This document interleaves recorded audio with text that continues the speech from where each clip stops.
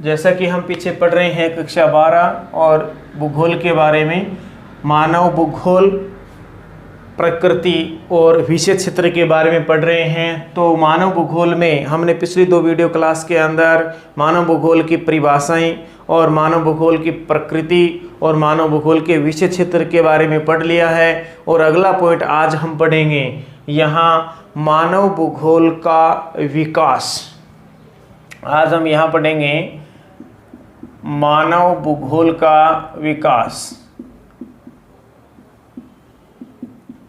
मानव भूगोल के विकास के बारे में हम देखेंगे कि मानव भूगोल का जो विकास है वो हम 3 कालों में विभाजित करके पढ़ेंगे। जैसे कि एक हम पढ़ेंगे प्राचीन काल, कि प्राचीन काल में मानव भूगोल का विकास कैसे हुआ, कितना हुआ।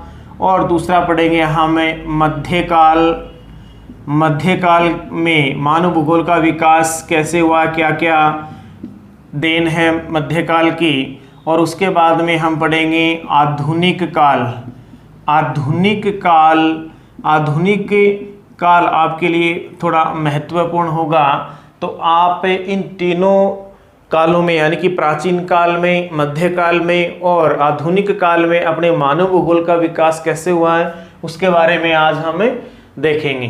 तो पहले शुरू करते हैं हम प्राचीन काल में। चलो देखते हैं कि प्राचीन जो काल है, प्राचीन काल में मानव भूगोल का विकास कैसे हुआ, किस प्रकार से हुआ। तो देखते हैं कि प्राचीन काल के अंदर मानव भूगोल का विकास है वो ज़्यादा नहीं हो पाया। यानी कि प्राचीन काल में मानव भूगोल का विकास ज़्यादा नहीं हो पाया। इसके कुछ कारण थे। यानी कि उस समय प्राचीन काल के अंदर क्या हुआ करता था कि जो विश्व के अंदर जो विभिन्न समाज है उनके बीच में जो अन्योन्य क्रियाएं थी वो बहुत ही कम थी, न्यून थी, यानी कि बहुत ही कम थी। यानी कि आप कह सकते हैं कि न के बराबर आपस में लोगों का तालमेल था। जैसे एक महाद्वीप से दूसरे महाद्वीप के लोगों के साथ कोई संबंध नहीं हुआ करता था, क्योंकि बीच के अंदर प्राकृतिक एक बाधा थी समुद्र के रूप में। तो उस समय नौकाओं का भी ज़्यादा विकास नहीं हुआ था। इस कारण यानी कि मानव समाजों में आपस में ज़्यादा तालमेल नहीं हो पाया, तो मानव का ज़्यादा विकास नहीं हो पाया। इसके बाद देखते हैं कि उस समय यानी कि प्राचीन काल के अंदर जो ज्ञान था, लोगों का बौद्धिक ज्ञान था वो भी सीमित था। यानी कि ज्ञान का कमी थी या ज्ञान का अभाव था। और उस प्राचीन काल के अंदर एक और कारण देखते हैं मानव विकास का अधिक विकास न होने का, और वो था तकनीकी विकास का अभाव। यानी कि उस समय तकनीकी नगण्य थी, बिल्कुल ही नहीं थी, न के बराबर थी। और उस समय में प्राचीन काल के अंदर प्रकृति को ही पूजा जाता था। प्राकृतिक वातावरण का ज़्यादा बोलबाला था। कहें तो प्राकृतिक वातावरण की ही छाप थी पूरी दुनिया के ऊपर। उस समय प्रकृति की पूजा हुआ करती थी। तो देखते हैं प्राचीन काल में मानव भूगोल का विकास कैसे हुआ। चलो यहाँ दिया हुआ, जैसे मैंने आपको बताया कि प्राचीन काल में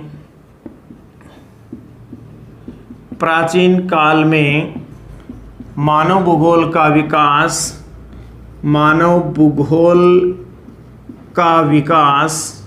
अधिक नहीं हुआ, न के बराबर था, अधिक नहीं हुआ। यानी कि न के बराबर था, या ये भी कह दें कि मानव भूगोल का विकास नहीं हुआ। लेकिन इसका मतलब ये नहीं कि बिल्कुल ही नहीं हुआ। यानी कि जब से मानव का जन्म हुआ है, मानव की इस सृष्टि में, मानव का इस पृथ्वी पर उद्भव हुआ है, उस समय से ही मानव भूगोल तो शुरू हो गया था, क्योंकि मानव का अध्ययन करना ही मानव भूगोल कहलाता है। लेकिन हम ये कह सकते हैं कि प्राचीन काल में मानव भूगोल का विकास अधिक नहीं हुआ था। चलो देखते हैं, इसके कई कारण थे। जैसे एक कारण देखते हैं हमें, यानी कि मानव भूगोल का विकास न होने का एक कारण था कि उस समय विश्व के अनेक जो समाज थे, विभिन्न समाज थे, उन समाजों के बीच में अन्योन्य क्रिया न्यून थी। तो आप कह सकते हैं कि विश्व में विभिन्न समाजों के बीच आप नोट्स बना लें साथ साथ में, और बाद में वीडियो को 1-2 बार देख भी लें नोट्स बनाने के बाद, तो आपको ये कंठस्थ हो जाएगा। क्या कारण था प्राचीन काल में मानव का विकास अधिक नहीं हो पाया? एक कारण था विभिन्न समाजों के बीच अन्योन्य क्रिया बहुत ही कम थी या न्यून थी। न्यून लिखो या कम लिखो, अल्प लिखो, और या न के बराबर थी। कहने का मतलब है उस समय जो विभिन्न समाज थे उन समाजों के बीच जो अन्योन्य क्रियाएं हुआ करती, जो वर्तमान में हो रही, आधुनिक काल में हो रही, ऐसी कोई क्रियाएं नहीं थी। जैसे हर महाद्वीप के लोग आज एक दूसरे से मिले जुले, पूरा विश्व एक ग्लोबल विलेज की तरह दिखाई देता है वर्तमान में, तो या ऐसा कुछ नहीं था। दूसरा हम देखते हैं यहाँ कि उस समय प्राचीन काल के अंदर ज्ञान का अभाव था, बौद्धिक ज्ञान था उसका अभाव था, यानी कि ज्ञान बहुत ही कम था। और आप तीसरा पॉइंट लिख सकते हैं कि उस समय तकनीकी ज्ञान का भी अभाव था, तकनीकी ज्ञान का अभाव था। और चौथा पॉइंट आप लिख सकते हैं कि उसमें केवल वातावरण की छाप थी।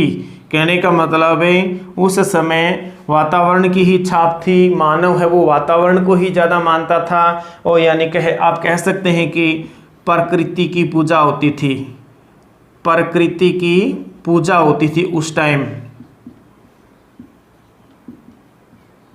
प्रकृति को ही माना जाता था सब कुछ। तो यहाँ आप देख सकते हैं कि कुछ तथ्य आपको ऐसे बताने होते हैं कि प्राचीन काल के अंदर मानव भूगोल का विकास ज़्यादा क्यों नहीं हो पाया। तो आप 4 पॉइंट ये बता देते हैं तो बहुत अच्छा है। तो आप इसका स्क्रीनशॉट ले लीजिए चारों पॉइंटों का या फिर पूरे का, और इसके बाद में आप इससे नोट्स भी बनाइए। चलो देखते हैं आगे।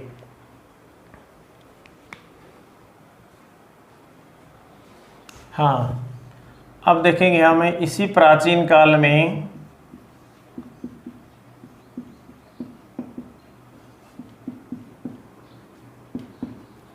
वही पॉइंट है, प्राचीन काल में मानव भूगोल का विकास।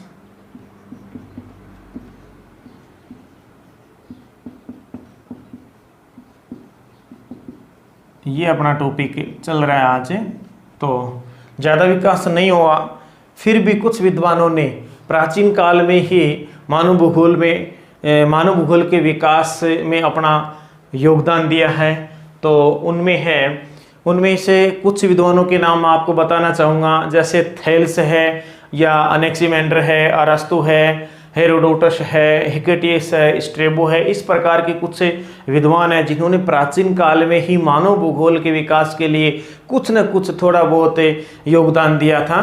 तो उसमें सबसे पहले हम देखते हैं अपने थेल्स एवं अनेक्सिमेंडर। ये 2 विद्वान हैं, इन्होंने प्राचीन काल में मानव भूगोल के बारे में कुछ न कुछ श्रेय दिया था विकास के लिए, मानव भूगोल के विकास के लिए। तो मानव भूगोल के विकास के लिए इन्होंने प्राचीन काल में ही बताया था दोनों ने कि जलवायु, वनस्पति व मानव समाजों का वर्णन किया उसी समय में, यानी कि प्राचीन काल में इन्होंने पहली बार अपने बुक के अंदर जलवायु, वनस्पति और मानव समाजों के बारे में वर्णन किया। तो यहाँ देखिए मानव समाज का यहाँ वर्णन किया है, तो मानव समाज का वर्णन करना ही क्या कहलाता है? मानव भूगोल कहलाता है। तो यहाँ से मानव भूगोल वैसे देखिए तो शुरू हो गया था, लेकिन ज़्यादा विकास नहीं हो पाया था, हमने यही कहा था। इसके बाद देखते हैं अगले विद्वान को, देखते हैं हम अरस्तु। अब अरस्तु ने क्या बताया? देखो अरस्तु ने पहले तो ये बताया, प्राचीन काल की बात है,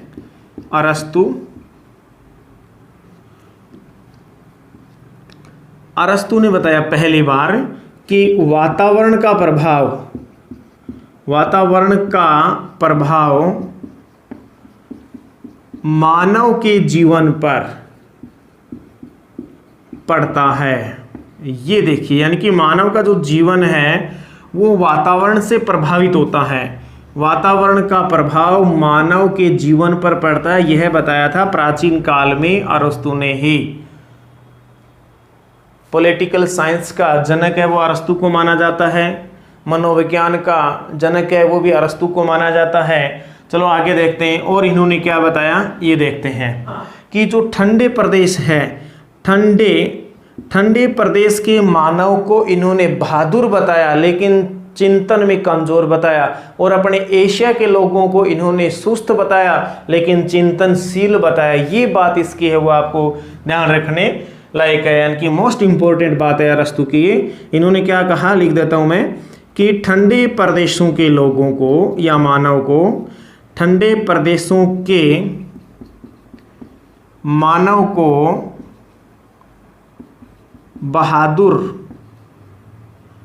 बहादुर व चिंतन में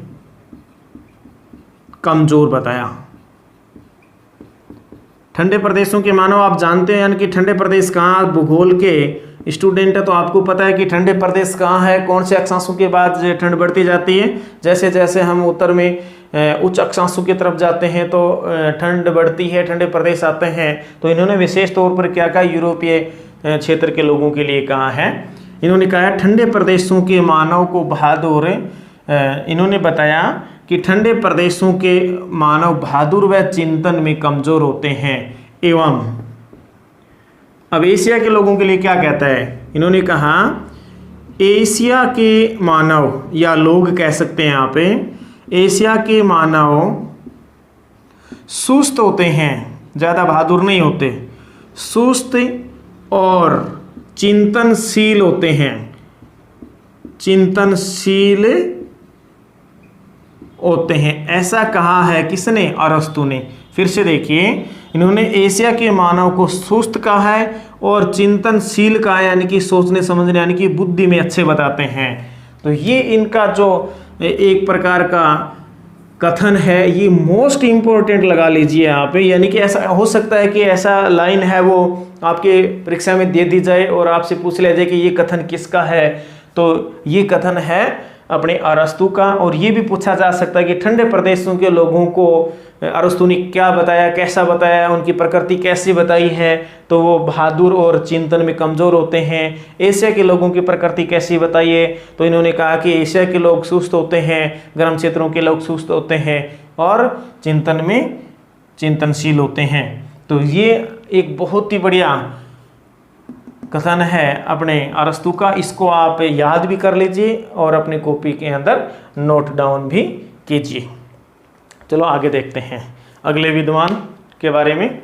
अब तीसरे विद्वान को देखते हैं।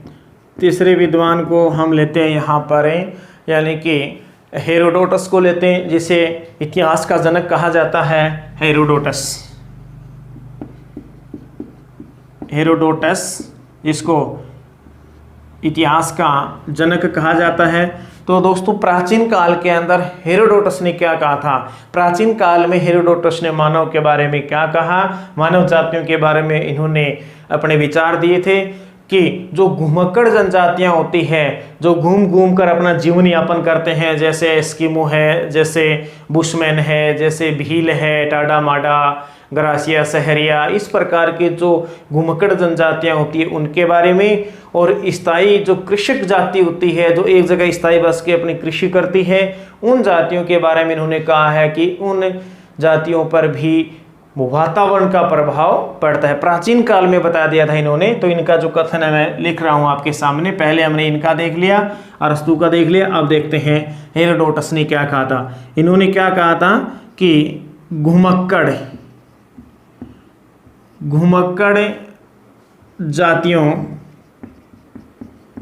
जातियों और स्थायी कृषक जातियों के क्रियाकलापों पर कहें या जीवन पर कहें,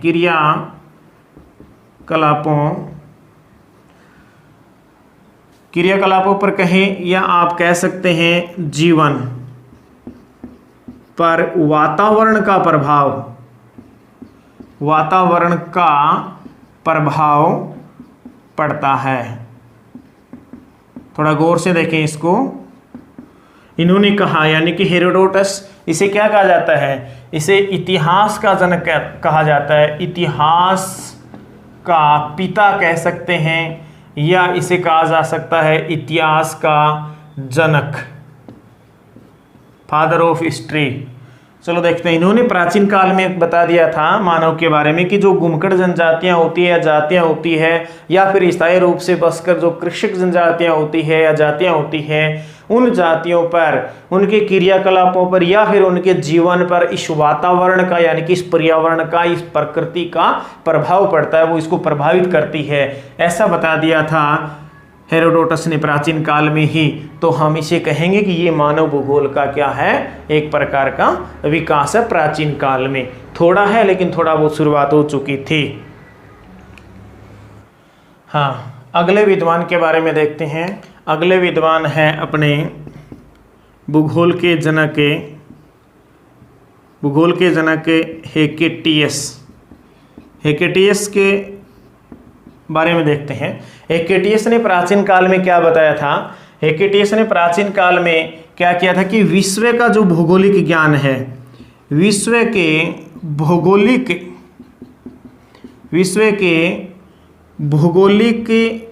ज्ञान को व्यवस्थित रूप से, यानी कि विश्व के भौगोलिक ज्ञान का व्यवस्थित रूप से अध्ययन किया था। व्यवस्थित रूप से अध्ययन किया किसने? हेकेटियस ने। देखिए, उसी प्राचीन काल में विश्व की जो भौगोलिक ज्ञान था, भूगोल के बारे में कुछ जानते थे, उनका क्रमबद्ध बोले या व्यवस्थित रूप से अध्ययन किया था। इसी कारण हेकेटियस को क्या कहा जाता है? इसी कारण हेकेटियस को भूगोल का पिता कहा जाता है। किया था, इसी कारण हेकेटियस को भूगोल का जनक या पिता कहा जाता है।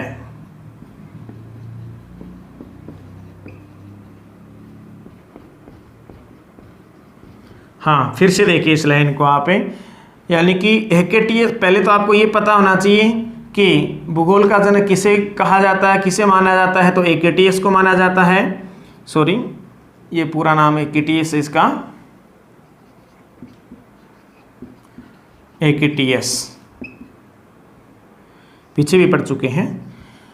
हाँ, इसी कारण हेकेटियस को भूगोल का जनक या पिता कहा जाता है। क्यों कहा जाता है? यानी कि पहले हम पढ़ चुके हैं कि इरेटोस्थेनीज ने भूगोल का शब्द है वो पहली बार काम में लिया था, तो उसे भूगोल का पिता कहा जाता है। लेकिन भूगोल का जो ज्ञान होता है उसको व्यवस्थित रूप से या क्रमबद्ध रूप से अध्ययन करने के कारण ही भूगोल का जनक है वो हेकेटियस को कहा जाता है।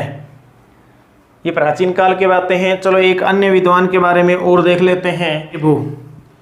एक अन्य विद्वान जिनका नाम है स्ट्रेम्बो के नाम से जानते हैं हम इस विद्वान को, ये भी यूनानी थे। तो इन्होंने क्या कहा था? मानव की प्रगति के स्तर पर, मानव की प्रगति के स्तर पर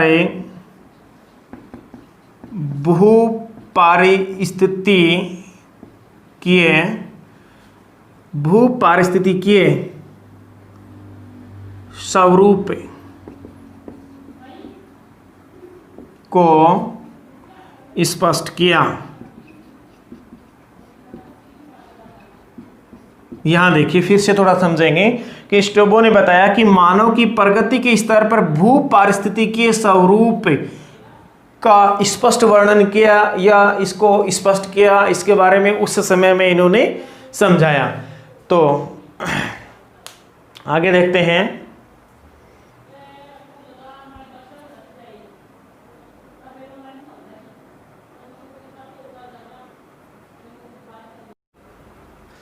प्राचीन काल में विकास के बाद अब हम देखेंगे जो दूसरा पॉइंट था अपना, मध्यकाल,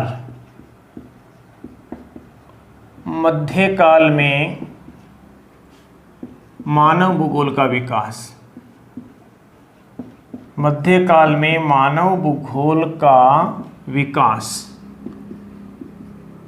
प्राचीन काल में देख लिया हमने, तो मध्यकाल में भी ज़्यादा मानव भूगोल का विकास नहीं हुआ, कुछ हुए तो वह हम देखते हैं। जैसे आप कह सकते हैं कि मध्यकाल में तकनीकी ज्ञान का विकास हुआ,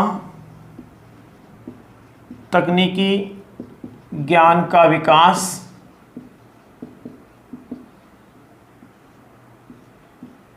जैसा कि हमने देखा कि प्राचीन काल के अंदर जो तकनीकी ज्ञान था वो बहुत ही अभावी था। तकनीकी ज्ञान का विकास नहीं हुआ था प्राचीन काल के अंदर, तो मध्यकाल के अंदर तकनीकी ज्ञान का विकास हो गया था। और दूसरा देखें कि प्राचीन काल के अंदर नौ संचालन का विकास नहीं था, लेकिन मध्यकाल में नौ संचालन का विकास हुआ। नौ संचालन का मतलब बड़ी बड़ी नावें या नौकाएं हैं वो समुद्र के अंदर तैरने लगी, और जो बीच की दूरियां थी उसको ख़त्म करने लगी, और लोग जो मानव समाज थे वो आपस में नज़दीक आए, उनका तालमेल बढ़ा, और इसी कारण मानव का विकास हुआ। और देख सकते हैं कि मध्यकाल के अंदर जो रहस्य थे, यानी कि मध्यकाल के अंदर जो अनेक प्रकार के रहस्य बने हुए थे, मिथिक रहस्य बने हुए थे, उनका दूर होना हुआ। चलो देखते हैं तीसरा, जो मिथक रहस्य थे, मिथक रहस्यों का खुलना।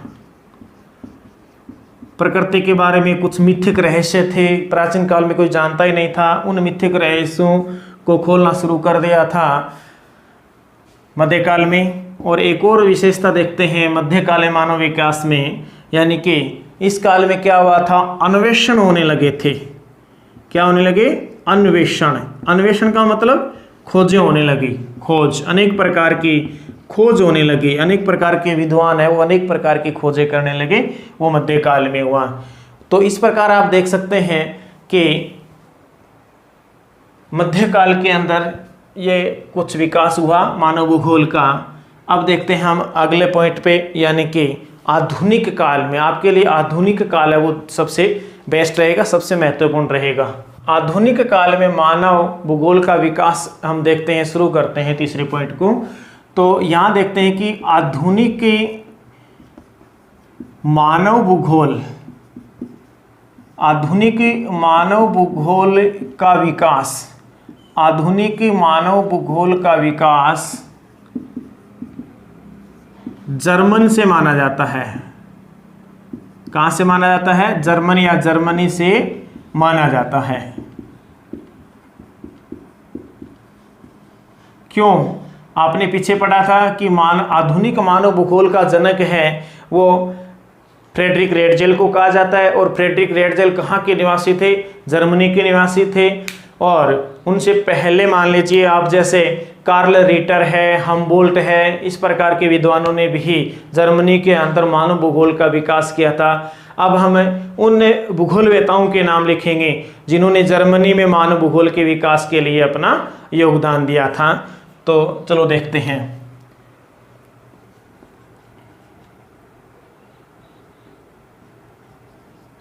जर्मनी में मानव भूगोल का विकास या के विकास में योगदान देने वाले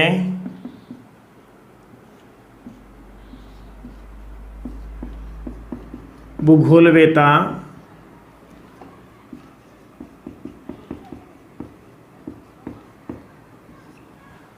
जो इस प्रकार है।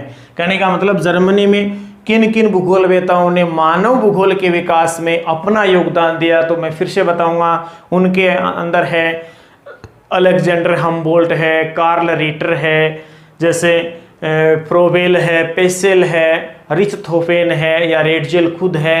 तो इस प्रकार के 2-3 विद्वानों के हम नाम लिख लेते हैं भूगोलवेताओं के। तो एक तो है अलेक्जेंडर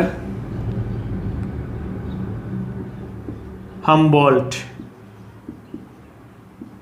अलेक्जेंडर हम्बोल्ट जर्मनी के थे और इसी के 10 साल बाद जन्म लेने वाले इसके शिष्य थे कार्ल रिटर और आप फ्रोबेल का नाम ले सकते हैं, फ्रोबेल या पेसेल, रिचथोफेन और एक विश्व प्रसिद्ध नाम फ्रेडरिक रेटजेल। फ्रेडरिक रेटजेल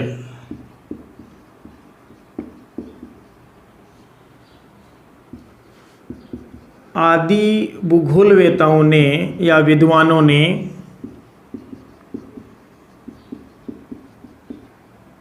आदि भूगोलवेताओं ने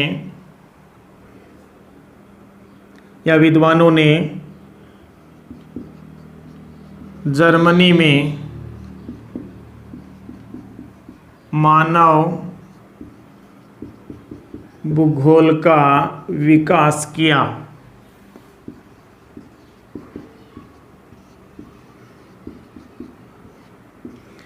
फिर से देखते हैं, आधुनिक काले मानव भूगोल का विकास किसने किया? आधुनिक मानव भूगोल का जो विकास है वो जर्मन से माना जाता है कि मानव भूगोल का विकास है वो इसकी शुरुआत है वो जर्मनी से हुई है। यानी कि जर्मन देश से जो यूरोपीय देश है एक, और जर्मनी में मानव भूगोल के विकास में योगदान देने वाले भूगोलवेता है वो इस प्रकार हैं, जैसे अलेक्जेंडर है, हम्बोल्ट है, सॉरी ये एक ही है, Alexander Humboldt, Karl Ritter, Peschel, Froebel, Richthofen और फ्रेडरिक रेटजेल आदि भूगोलवेताओं ने जर्मनी में मानव भूगोल का विकास किया था या मानव भूगोल के विकास में अपना योगदान दिया था।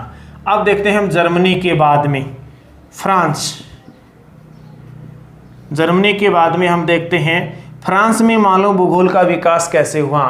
तो यहाँ देखिए, जो बोला जाता है कि मानव भूगोल की शुरुआत तो जर्मनी से मानी जाती है, लेकिन मानव भूगोल का सर्वाधिक जो विकास हुआ था वो फ्रांस से माना जाता है। और फ्रांस में कुछ ऐसे भूगोलवेता या विद्वान हैं जिन्होंने मानव भूगोल का विकास है वो बढ़िया तरीके से किया। चलो देखते हैं कि फ्रांस में ऐसे कौन, पहले एक टॉपिक है फ्रांस का वो लिख देता हूँ। जैसे यहाँ ये जो लाइन है मोस्ट है कि सर्वाधिक विकास नहीं, सबसे पहले विकास कहाँ शुरू हुआ? शुरुआत हुई थी वो जर्मनी में हुई थी। और एक इसी प्रकार स्टार बनाता हूं कि मानव भूगोल का सर्वाधिक विकास फ्रांस में हुआ। कहाँ हुआ?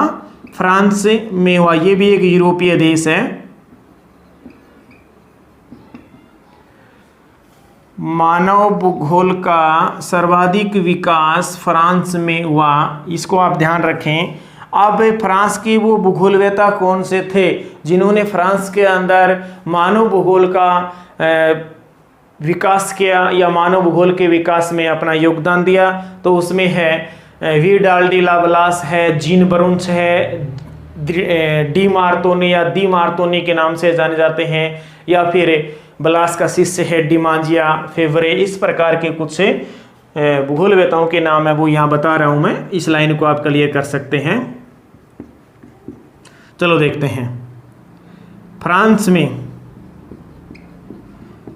में मानव भूगोल का विकास में योगदान देने वाले, फिर से देखिए, फ्रांस में मानव भूगोल के विकास में योगदान देने वाले भूगोलवेता कौन कौन है? मैंने अभी बताया आपको कि यहाँ विडाल डी लाब्लास है, मैं नाम लिख देता हूं, विडाल डी लाब्लास, विडाल डी लाब्लास या ब्लोस बोल सकते हैं। और जीन ब्रुंस का नाम आपने सुना होगा अपनी बुक के अंदर ही, जीन ब्रुंस। इसके बाद में फेब्रे का नाम आपने सुना होगा, आपकी किताब में इसको फेब्रे दे रखा है, जो कि फेब्रे है, फेब्रे नहीं है, फेब्रे है। माना जाता है कि जो संभववाद की विचारधारा आगे बढ़ेंगे तो संभववाद की जो विचारधारा है उस विचारधारा, संभववाद का जो शब्द दिया था वो फेब्रे ने दिया था, और संभववाद का जनक है विडाल डी लाब्लास को माना जाता है। तो फेब्रे को भी आप ध्यान रखें, संभववाद शब्द देने वाले हैं और ये संभववाद विचारधारा देने वाले जनक माना जाता है। इनके अलावा हम देखते हैं डी मार्तोनी, डी मार्तोनी, ये फ्रांस के भूगोलवेता है कि इनके विडाल डी लाब्लास के शिष्य हैं डिमांजिया, डिमांजिया। तो ये फ्रांस के भूगोलवेता है जिन्होंने फ्रांस के अंदर मानव भूगोल का विकास किया था। इनमें है विडाल डी लाब्लास, जीन ब्रुंस है, फेब्रे है, डी मार्तोनी है और डिमांजिया है। हाँ, एक बात और बता देना चाहता हूं कि फ्रांस के अंदर फ्रेडरिक रेटजेल ने, एफ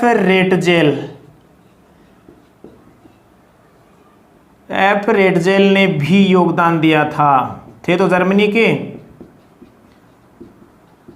लेकिन फ्रांस के अंदर भी इन्होंने मानव भूगोल का अध्ययन किया था। एक फ्रांस के अंदर एक यूनिवर्सिटी थी, उसके अंदर प्रोफेसर के रूप में कार्य किया था रेटजेल ने। चलो देखते हैं अगले देश के बारे में। जर्मनी के बारे में देख लिया, फ्रांस के बारे में देख लिया, और अब हम देखते हैं अमेरिका के भूगोलवेताओं के बारे में, या फिर अमेरिका में मानव भूगोल का विकास है वो किस प्रकार से हुआ और किसने किया, देखते हैं। अब हम देखेंगे अमेरिका में मानव भूगोल के विकास के बारे में, लेकिन पहले कहना चाहूँगा कि पीछे जो हमने जितने किया है उसका यदि बोर्ड पूरा भरा हुआ आपको खाली दिखाई देता है जहाँ भी, तो आप उसका स्क्रीनशॉट ले लें और नोट्स बनाएं। चलो देखते हैं।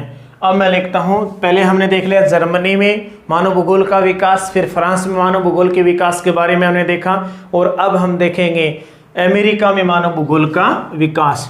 यूएसए, अमेरिका वैसे कोई देश नहीं है, संयुक्त राज्य अमेरिका है, तो उसको हम यूएसए भी बोलते हैं। यूएसए में यानी कि संयुक्त राज्य अमेरिका में मानव भूगोल का विकास, सीधा लिख लेते हैं, शॉर्ट में ज्यादा बड़ा नहीं बनाएंगे। यानी कि संयुक्त राज्य अमेरिका में मानव भूगोल का विकास या मानव भूगोल के विकास में योगदान देने वाले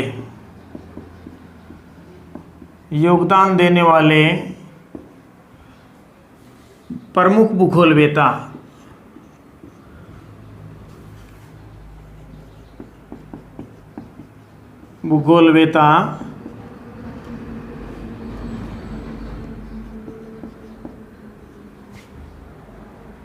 कौन कौन थे, यहां लिख रहा हूं। एनएलसी सैंपल,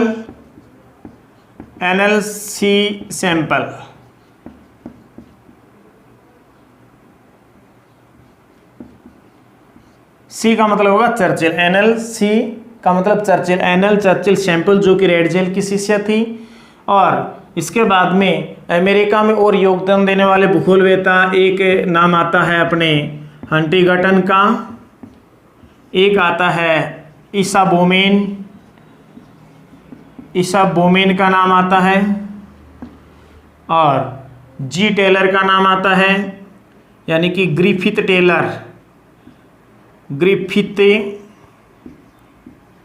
टेलर जिन्होंने नवनिश्चयवाद की विचारधारा दी थी। एक कार्ल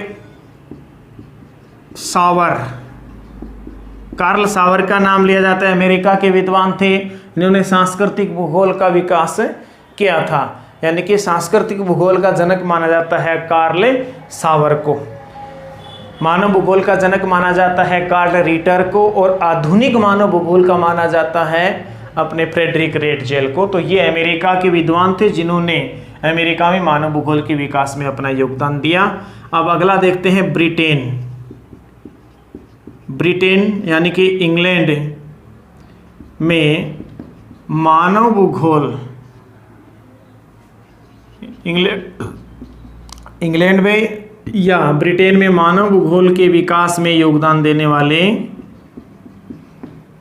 विकास में योगदान देने वाले विद्वानों के नाम या भूगोलवेताओं के नाम मैं यहाँ लिख रहा हूँ, भूगोलवेता।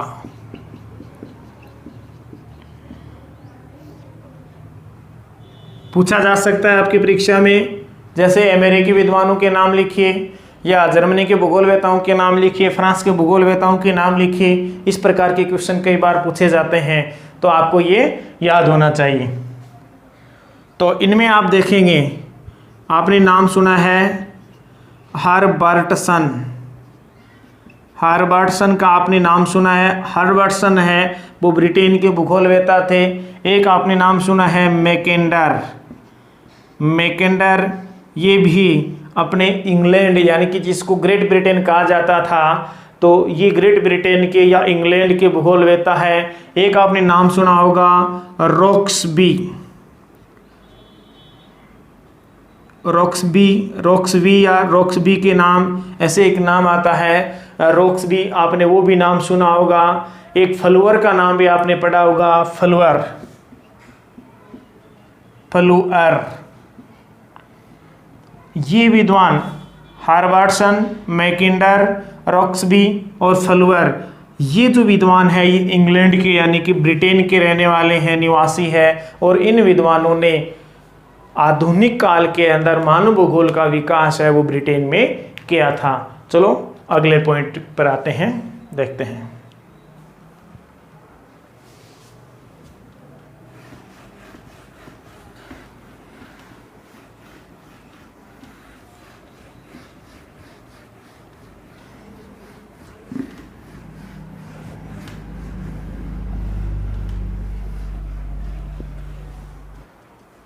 दोस्तों आज की वीडियो क्लास में इतना ही। शेष पार्ट बचे चौथे पार्ट में करने वाले हैं। तब तक जय हिंद, जय भारत।